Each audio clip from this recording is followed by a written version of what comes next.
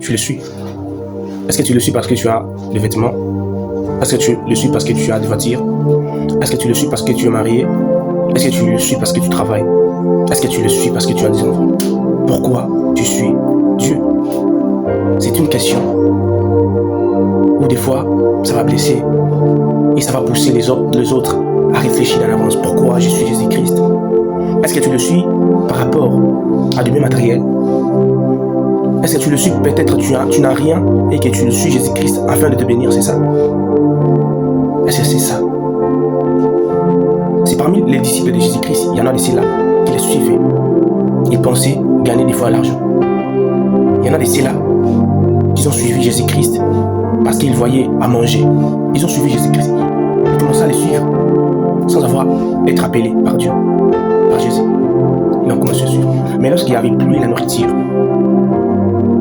ils ont parti.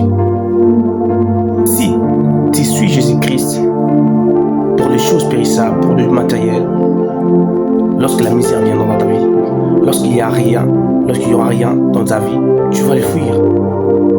Tu vas l'abandonner à cause du matériel. Tu dois te poser la question, savoir pourquoi je suis Jésus-Christ, pourquoi je marche, pourquoi j'ai accepté Jésus-Christ. Tu sais, la réponse, Pierre a dit à des hommes qui prêchaient, qui lui demandaient, homme frère, que ferons-nous? Il a dit, acceptez Jésus-Christ et soyez baptisés. Qu'il soit ton sauveur et ton Seigneur.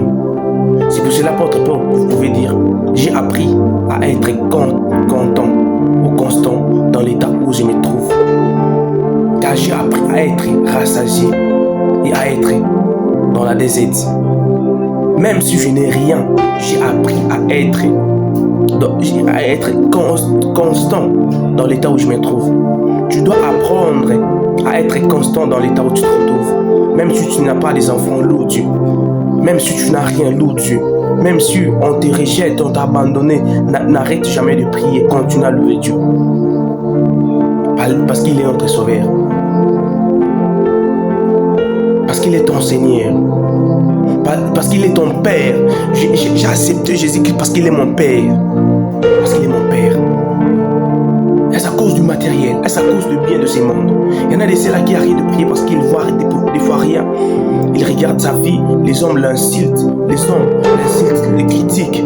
Il abandonne de prier. Continue de prier. Il est ton Père et il sait ce que tu as besoin.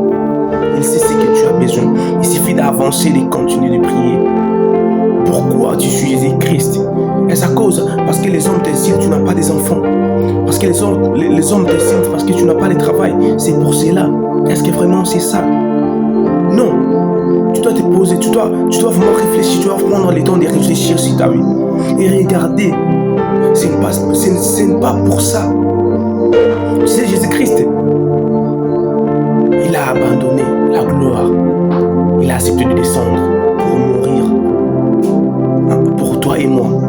Il a laissé son trône, il a laissé ce qu'il avait. Pour toi et moi. Il comptait sur son Père. Il comptait sur son Père. Il ne comptait pas sur les hommes politiques. Il ne comptait pas sur sa famille, sur ses parents. Mais il comptait sur son Dieu. Il comptait sur son Père céleste. La plus importante, ce n'est pas de compter sur les biens matériels, mais compte sur Dieu dans ta vie. Même si tu n'as rien, soyez toujours dans la joie. Même si vous n'avez rien, soyez toujours dans la joie. Jésus-Christ, il doit être ton Père, il doit être ton Seigneur, ton Sauveur personnel. Sois béni. Abonnez-vous sur notre chaîne YouTube. Je suis là pour l'édification chrétienne. Que l'Éternel Dieu vous bénisse. Merci.